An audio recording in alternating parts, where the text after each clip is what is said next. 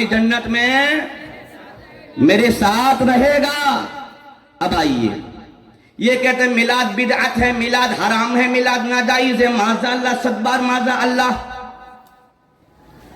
ارے میلاد حرام ہو، ناجائز ہو، بدعت ہو تو حرام بدعت ناجائز کام کرنے سے اسلام کو تقویت نہیں ملتی۔ جو بدعت کرتا ہے وہ اسلام کو ڈھا دیتا ہے، جو حرام کرتا ہے وہ اسلام کو ڈھا دیتا ہے۔ اگر یہ میلاد منانا شرک اور بدعت ناجائز و حرام ہو تو تیری سنو کہ خلیفہ دوم بارگاہ مصطفیٰ کریم کا وزیر ثانی حضرت فاروق اعظم کی سنو، سبحان اللہ۔ قال عمر رضی اللہ تعالی عنہ من عظم مولد النبی صلی اللہ علیہ وسلم فقد احیا الاسلام۔ فاروق اعظم فرماتے ہیں جس نے نبی پاک کے ولادت کی تعظیم کی، نبی پاک کی پیدائش کو رسپیکٹ کیا، سبحان اللہ بھائی، تعظیم کی، رسپیکٹ کیا، حضرت فاروق کہتا ہے اس نے اسلام کو زندہ کر دیا، اس نے اسلام کو زندہ کر دیا، سبحان اللہ بولے گے، کتنی پیاری بات۔ یہ نان سے لوگ بولتے ہیں کہ ناجائز ہے، حرام ہے، اور فاروق اعظم بولتے ہیں نہیں جی، میلاد منانے سے اسلام کو نئی زندگی ملتی ہے، سبحان بولے بھائی، سبحان اللہ، کتنی پیاری بات ہے۔ اب آئیے عثمان غنی، علماء سے پوچھئے شہادت آسان درجے کا نام نہیں ہے صاحب، شہادت اس وقت ملتی ہے جب دشمنوں کے مقابل میں کھڑے ہو کر اپنے ہاتھ پاؤں کٹوانے پڑتے ہیں، اپنے سر کو تن سے جدا کرنا پڑتا ہے، پھر جان جاتی ہے راہ خدا میں، تب درجہ ملتا ہے شہادت کا۔ لیکن کرم سنیوں تم پر میرے نبی کا ہے، سبحان اللہ، کیا رتبہ، کیا مقام، میں نہیں کہتا، عثمان غنی فرماتے ہیں قال عثمان رضی اللہ تعالی عنہ من انفق درہما علی قرأت مولد النبی صلی اللہ علیہ وسلم فکأنما شہد غزوة بدر و حنین۔ حضرت عثمان غنی فرماتے ہیں جس نے میلاد رسول پڑھنے کے موقع پر 1 روپیہ خرچہ کیا گویا کہ وہ غزوہ بدر اور غزوہ حنین میں شرکت کیا ہے، سبحان اللہ بھائی۔ غزوہ بدر، غزوہ حنین میں شرکت کرنے والے صحابہ کا کیا مقام اور ثواب کی کیا مقدار ہم اور آپ نہیں بول سکتے صاحب، لیکن عثمان غنی فرماتے ہیں اگر غزوہ بدر کے شہیدوں کا ثواب چاہتے ہو اور غزوہ حنین کے شہیدوں کا ثواب چاہتے ہو تو جب میلاد رسول کا موقع آ جائے تو حلال کمائی سے کچھ روپے میلاد کے لیے خرچہ کر دیا کرو۔ اچھا، اب علی شیر خدا کا فتویٰ پوچھیں، سبحان اللہ۔ وہی النعمت الکبریٰ علی العالم فی مولد سید ولد آدم، علامہ ابن حجر مکی حضرت علی رضی اللہ تعالی عنہ کا فتویٰ نقل کرتے کہتے قال علی بن ابی طالب من عظم مولد النبی صلی اللہ تعالی علیہ وسلم وکان سعیا لقراءته لا يخرج من الدنیا الا بالایمان ويدخل الجنة بغیر حساب۔ حضرت علی بن طالب فرماتے ہیں جس نے نبی پاک کی ولادت کی تعظیم کی، نبی پاک کی ولادت کا اکرام کیا، وَكَانَ سَعْيًا لِقِرَأَتِهِ، اور ولادت پڑھنے کے موقع پر دل کھول کر کے خرچہ کیا، سبحان اللہ بولے بھائی، ولادت رسول سنانے کے موقع پر دل کھول کر کے خرچہ کیا تو کیا ہوگا؟ حضرت علی فرماتے ہیں لا یخرج من الدنیا الا بالایمان، وہ دنیا سے نہیں جائے گا مگر ایمان کے ساتھ، ویدخل الجنت بغیر حساب، اور بغیر حساب کے جنت میں داخل ہو جائے گا۔ اور یہ لوگ کیا بولتے ہیں؟ شرک ہے، بدعت ہے، ناجائز ہے، کیا ہے کیا ہے کیا ہے۔ اور خلفائے راشدین نے اس طرح کے فتوے جاری کیے میلاد النبی کے حوالے سے۔ دعا کریں کہ اللہ تعالیٰ ایسے لوگوں کو آئندہ ہمارے ساتھ بیٹھ کر میلاد سیلیبریٹ کرنے کی توفیق عطا فرمائے۔ میں بنگلور سے آیا ہوں، اگر ایک آدمی بھی میری تقریر سن کر کے سدھر گیا نا، آپ نذرانہ دو یا نہ دو، مجھے نذرانہ مل جائے گا، وہ توشہ آخرت ہے، توشہ آخرت ہے۔ ایک آدمی سدھر جائے تو کافی ہے میرے لیے۔ اور الحمدللہ میری عادت ہے، میں جہاں بھی جاتا ہوں میں قرآن حدیث بولتا ہوں، چھکے چوکے میں نہیں مارتا۔ ہاں وہ یاد رکھیے گا، تھوڑی دیر بس سنیے۔ شان میرے نبی پاک کے میلاد کی یہ ہے کہ بڑے بڑے صحابہ کرام نے اس کے تعلق سے یہ فرمایا ہے۔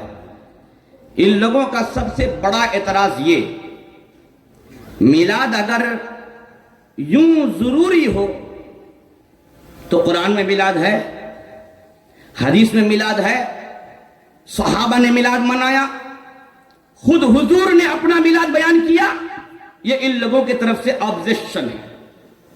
یہ لوگ اس طرح اعتراض کرتے ہیں اور چیلنج دیتے ہیں کہ سنی عالم ثابت کر کے دکھائے۔ میں کہا الحمدللہ سنی عالم زندہ ہیں اور ثابت کر کے ہی جائیں گے۔ قرآن میں میلاد نہیں ہے، کہا نہیں کہیں میلاد نہیں ہے۔ میں کہا پگلے قرآن میں میلاد کی قسم کھائی گئی ہے۔ سبحان اللہ بولے بھائی، قرآن میں میلاد کی قسم کھائی گئی ہے۔ آپ اٹھائیے سورہ بلد آیت نمبر 3، اللہ کریم کا ارشاد پاک ہے، وَوَالِدٍ وَمَا وَلَدٍ، قسم ہے والد کی اور قسم ہے مولود کی، اے حبیب تم ہو۔ سبحان اللہ بھائی، قسم ہے والد کی اور قسم ہے مولود کی، اے حبیب وہ تم ہو۔ یعنی میرے نبی پاک کی مولود کی میرے پروردگار قسم کھا رہا ہے، اور یہ کہتے ہیں میلاد قرآن میں نہیں ہے۔ اور علماء سے پوچھئے، قسم کوئی معمولی چیز کی نہیں کھائی جاتی ہے، کوئی بھاری بھرکم چیز ہو اس کی قسم کھائی جاتی ہے، اور وہ صرف اللہ تعالیٰ کے اسماء گرامی کی قسم ہے۔ ہاں میرے نبی پاک کے نام کی قسم ہے، قرآن پاک کی قسم ہے۔ علماء کرام نے عزت کو بحال رکھنے کے لیے، وقار کو بحال رکھنے کے لیے اس قسم کو مانا ہے، ورنہ تو شرعی قسم صرف اللہ کے نام کی ہے، صرف اللہ کے نام کی ہے۔ اور اللہ تعالیٰ جس کی قسم کھا لے، کبھی تو وہ تو انجیل کی قسم کھاتا ہے، سبحان اللہ بھائی، کبھی میرے نبی پاک کا شہر مدینہ کی قسم کھاتا ہے، اور کبھی میرے نبی پاک کی ولادت کی قسم کھاتا ہے۔ معلوم ہوا شہر مدینہ بھی بڑا ہی عزت والا اور نبی پاک کی ولادت بھی بڑی عزت والی ہے، تبھی تو رب تبارک و تعالیٰ نبی پاک کی ولادت کی قسم کھا رہا ہے۔ کہتے قرآن میں نہیں ہے۔ میں کہا تو انسان ہے؟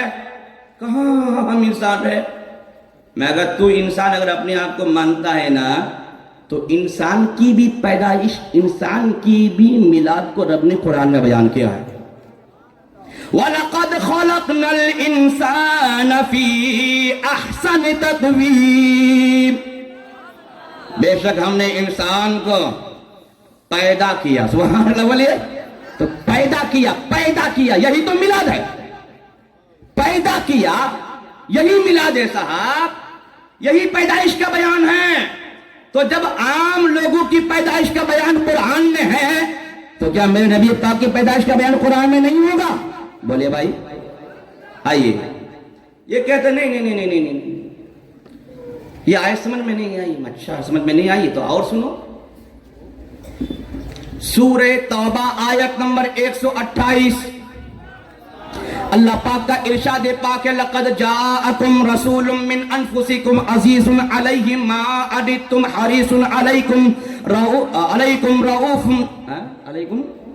بِالْمُؤْمِنِينَ وَرَءُوفٌ رَحِيمٌ۔ سبحان اللہ بھائی، سورہ توبہ آیت نمبر 128، تحقیق کہ تمہارے پاس تمہیں میں سے ایک رسول آیا، سبحان اللہ بھائی، تمہیں میں سے ایک رسول آیا، وہ رسول جن پر تمہارا مشقت میں پڑنا گراں ہے، مسلمانوں کے نہایت بھلائی کے چاہنے والے اور مسلمانوں پر کمال مہربان، سبحان اللہ۔ اب آئیے اس آیت پاک کو میں سمجھاتا ہوں، خالی میں نے تلاوت کی اور ترجمہ سنایا، اس کی ایکسپلینیشن جب تک نہیں سنیں گے سمجھ میں نہیں آئے گا۔ لَقَدْ جَاءَكُمْ رَسُولٌ مِّنْ أَنفُسِكُمْ، تحقیق کہ تمہارے پاس تمہیں میں سے ایک رسول آیا، ایک رسول آیا. تو ربیع النور کی 12ویں تاریخ میں ہم لوگ کیا بولتے ہیں کہ 12ویں تاریخ میں اللہ کا رسول آیا. سبحان بولے بھائی. جو آیا ہمارے میلاد میں ہے وہی آیا قرآن میں ہے. ہم کوئی نئی بات نہیں کرتے صاحب. قرآن میں بھی اللہ نے فرمایا تحقیق کہ تمہارے پاس تمہیں میں سے ایک رسول آیا. تو جن کے پاس آیا ہے وہی لوگ میلاد میں آئے ہیں, ہے نا. اور جو اپنے آپ کو اس سے چھانٹ رہے ہیں وہ میلاد میں نہیں آ پائے. تحقیق کہ تمہارے پاس تمہیں میں سے ایک رسول آیا. اس آیت پاک کی تفسیر میں حضرت علامہ مفتی احمد یار خان نعیمی رحمت اللہ تعالی علیہ فرماتے ہیں, دنیا والوں سنو, یہ جو دنیا میں سخی لوگ ہیں نا, دان پتر کرنے والے سخی لوگ جو ہیں نا, یہ دو ٹائپ کے ہیں. کچھ لوگ وہ ہوتے ہیں جو مجبوروں کو اپنے گھر میں بلا کے دیتے ہیں. کچھ وہ لوگ ہوتے ہیں جو مجبوروں کے گھروں میں جا کر کے دیا کرتے ہیں, لیکن رب کو وہ پسند نہیں کہ اپنے گھر میں بلا کے دیا جائے. جیسے کہ آج کے بڑے بڑے لوگ اشتہار ڈالتے ہیں رمضان میں, فلانا سیٹ صاحب ساڑیاں بانٹیں گے, اس لیے شہر کے تمام بیوہ حضرات حاضر ہو جاؤ. فلانا سیٹ صاحب راشن بانٹیں گے, تمام غریب لوگ جا کے لائن لگاؤ. میں کہوں گا صاحب غریبوں کو دو, غریبوں کی غربت کا مذاق مت اڑاؤ. علی کے دیوانے ہو تو علی کی بات پر اور ان کے عمل پر عمل کرو. سرکار حضرت علی خود مزدوری کرتے تھے, لیکن لوگوں کو دینے کا انداز ان کا یہ تھا کہ خود فرماتے ہیں اور آپ کا غلام خود ارشاد کرتا ہے, فرماتے حضرت علی رضی اللہ تعالی عنہ رات کے سناٹے میں کھجور کی بوریاں اپنے کاندھے پر لاد کر کے کسی غریب اور کسی لاچار کے دروازے پر چھوڑ کے آ جایا کرتے. سبحان اللہ بولے بھائی. نعرہ تکبیر, نعرہ رسالت, نعرہ رسالت, نعرہ رسالت. جشن عید میلاد النبی مولانا قاسم رضا صاحب قبلہ. نعرہ تکبیر, نعرہ رسالت. علامہ مفتی احمد یار خان نعیمی اس آیت پاک کی تفسیر میں فرماتے ہیں, جو لوگ سخاوت کرتے ہیں, سخی ہوتے ہیں, وہ دو ٹائپ کے ہوتے ہیں. کچھ لوگ اپنے پاس بلا کے دیتے ہیں, کچھ لوگ غریبوں کے گھر میں جا کے دیا کرتے ہیں. اس کے بعد فرماتے ہیں مثال کے طور پر جیسا کہ بادل اور کنواں. سبحان اللہ. جیسا کہ بادل اور کنواں, کہ بادل گھر میں جا کے دیتا ہے اور کنواں اپنے پاس بلا کے دیتا ہے. اس کے بعد فرماتے ہیں سنو, نبی کی سخاوت بادل کی طرح ہے. نہیں, بادل ایک ٹائم میں پوری دنیا میں نہیں برستا, لیکن نبی پاک کی سخاوت ایک ٹائم میں پوری دنیا میں برستا کرتی ہے. یہ ہے میرے نبی پاک صلی اللہ علیہ وسلم کی سخاوت کا عالم. اس کے بعد مفتی احمد یار خان نعیمی آگے رقم تراز ہے, لکھتے ہیں کہ سنو, نبی پاک کی وفات سے نبی پاک کا ظہور ختم ہوتا ہے, نبی کی آمد ختم نہیں ہوتی. بدل کے سبحان اللہ بولے بھائی. یہ لوگ بولتے بھائی جب میلاد منانا ہی ضروری ہے تو شروع میں صحابہ منا لیے تھے, بات ختم کرو نا. ہر سال مناتے ہو. میں کہوں کیا کروں صاحب, آمد ہر سال ہوتی ہے. سبحان اللہ. آمد ہر سال ہوتی ہے. جب آمد ہر سال ہوتی ہے تو منانا بھی ہوگا. کیوں؟ اس لیے کہ نبی کی وفات سے صرف نبی کا ظہور ختم ہوا, نبی کی تشریف آوری, نبی کی کمنگ, نبی پاک کی آمد ختم نہیں ہوئی. جیسا کہ سورج کے غروب سے صرف سورج کا ظہور ختم ہوتا ہے, سورج کا وجود ختم نہیں ہوتا. ہر صبح طلوع ہو کر کے سورج اپنا وجود بتاتا ہے. اسی طریقے سے ہر سال ربیع النور کی 12ویں تاریخ میں میرا نبی بھی اپنا وجود بتاتے ہیں. اسی لیے تو بریلی کے امام نے کہا کہ تو زندہ ہے واللہ, تو زندہ ہے واللہ, میرے چشم عالم سے چھوٹ جانے والے.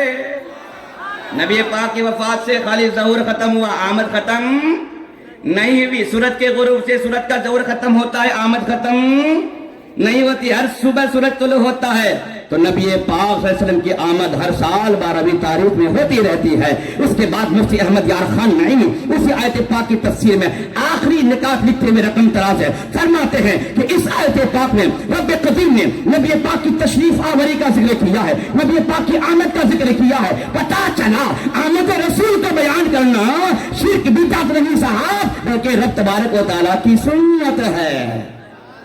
اب یہ لوگ یہاں پر چپ نہیں رہیں گے, یہ لوگ بولیں گے نہیں صاحب, یا لقد جاءکم رسول من انفسکم, یہاں جاءکم سے مراد نبوت کا اعلان ہے. 40 سال بعد جو نبی پاک نبوت کا اعلان کیے وہ اعلان مراد ہے.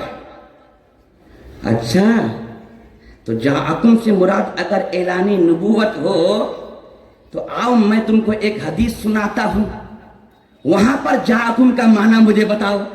سبحان اللہ بولے بھائی, سبحان اللہ بولے بھائی. ہاں, ابن جوزی کی کتاب الوفا ابن جوزی اس کی پہلی جلد صفحہ نمبر 37 اور 38 میں یہ حدیث پاک موجود ہے, اور مسند امام احمد بن حنبل میں بھی یہ حدیث پاک موجود ہے, صحیح بخاری میں بھی یہ حدیث پاک موجود ہے. حضرت عطا بن یسار رضی اللہ تعالی عنہ خود فرماتے ہیں کہ میں نے حضرت عبداللہ بن عمرو بن عاص رضی اللہ تعالی عنہ سے پوچھا کہ جناب یہ توریت شریف میں نبی پاک کی جن صفات کا ذکر ہے ذرا سنائیے نا. حضرت عبداللہ بن عمرو بن عاص نے کہا ارے بھائی نبی پاک کی صفات کا ذکر جو قرآن میں ہے نا وہی توریت میں ہے. اس کے بعد انہوں نے ایک پیراگراف کو کاپی کیا, ایک اقتباس کو نقل کیا, اور اس میں جو مفہوم ہے میں وہ آپ کو سناتا ہوں. فرماتے سنو سنو, توریت میں نبی پاک کی جن صفات کا ذکر ہے اس میں یہ ہے, اللہ فرماتا ہے اے حبیب ہم نے آپ کو بھیجا. سبحان اللہ بولے بھائی, اے حبیب ہم نے آپ کو بھیجا. سبحان اللہ, یہی بھیجا ان لوگوں کے بھیجے میں نہیں آتا ہے, یہی بھیجا ان کے بھیجے میں نہیں آتا. اے حبیب ہم نے آپ کو بھیجا خوشخبری دینے والا, گواہ بنا کر کے, خوشخبری دینے والا, ڈر سنانے والا بنا کر کے بھیجا. سبحان اللہ. یہ کہاں پر ہے؟ توریت میں. تو توریت کے زمانے میں میرے آقا کیا نبوت کا اعلان کیے تھے؟ یہاں بولتے کہ نہیں یہاں اعلان نبوت مراد ہے, یہاں پیدائش رسول مراد نہیں. میں کہوں گا جہاں پر بھی نبی کی آمد کا ذکر ہے, نبی پاک کو بھیجنے کا ذکر ہے, نبی پاک کے آنے کا ذکر ہے, وہ آنا آمنہ کے گود سے بھی مراد ہے, اور وہ آنا نبی پاک کی اولین تخلیق بھی مراد ہے. وہ نہیں تو پھر نبی پاک کی آمد سے پہلے جو نبی پاک کی آمد کا ذکر ہے وہاں پر تمہارا قلم نہیں چل پائے گا. اس لیے نبی پاک کی آمد ہی پر گھٹنا ٹیکو اور سنیوں کے ساتھ جمع ہو کر کے میلاد رسول کو منانا شروع کر دو. اللہ اکبر. اس آیت پاک میں اللہ رب العزت نے نبی پاک کی آمد کا ذکر کیا ہے. آؤ سورہ مائدہ آیت نمبر 15 اٹھا کر کے دیکھو, اللہ کریم کا ارشاد پاک ہے قد جاءکم من اللہ نور و کتاب, نورم و کتاب مبین. ہاں جی, نورم و کتاب مبین, تحقیق کے تمہارے رب کی طرف سے تمہارے پاس, قد جاءکم من اللہ, تحقیق کے تمہارے پاس اللہ کی جانب سے ایک نور آیا, روشن کتاب, نور روشن کتاب. اس تعلق سے مفسرین نے الگ الگ تفسیریں کی ہیں. کسی نے کہا کہ بھائی نور سے مراد آمنہ کا بیٹا, اور کتاب مبین سے مراد جو ہے قرآن مجید ہیں وغیرہ وغیرہ. لیکن علامہ عبداللہ علی قاری شرح شفا میں فرماتے ہیں کہ سنو سنو, اس آیت پاک میں نور سے مراد بھی آمنہ کا بیٹا ہے, اور کتاب مبین سے مراد بھی آمنہ کا بیٹا ہے. اس لیے کہ آمنہ کا بیٹا مظہر صفات الہی ہے, مظہر ذات الہی ہے, مظہر کمالات الہی ہے, مظہر احکام الہی ہے. سبحان اللہ بولے بھائی, اور مظہر کلام الہی ہے. دیکھیں نبی پاک کی آمد کا ذکر اس آیت پاک میں بھی ہوا ہے. آپ کو میں ایک بہت ہی زبردست اصول اور قانون سناتا ہوں قرآن پاک کی روشنی میں. یہ کہتے ہیں میلاد بنانا جائز نہیں ہے, خوشیوں کا اظہار جائز نہیں ہے, یہ سب بدعت ہے وغیرہ وغیرہ. میں کہوں گا صاحب تم نے سورہ یونس نہیں پڑھا, سورہ یونس آیت نمبر 58. سبحان اللہ بولے بھائی, آیت نمبر 58 اللہ کریم کا ارشاد پاک قل بفضل اللہ وبرحمتہ فبذلک فلیفرحوا هو خیر مما یجمعون. اے حبیب آپ فرما دیجئے اللہ ہی کی رحمت اور اللہ ہی کے فضل کے موقع پر خوشیوں کا اظہار کرو.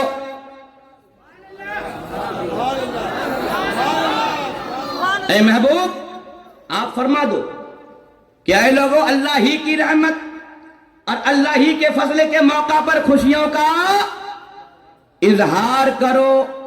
کیا ہوگا؟ اللہ کی رحمت ملے گی، خوشیوں کا اظہار کروں گا. اللہ کا فضل ملے گا، خوشیوں کا اظہار کروں گا. کیا ہوگا؟ اللہ فرماتا ہے ہوا خیر مما یجمعون.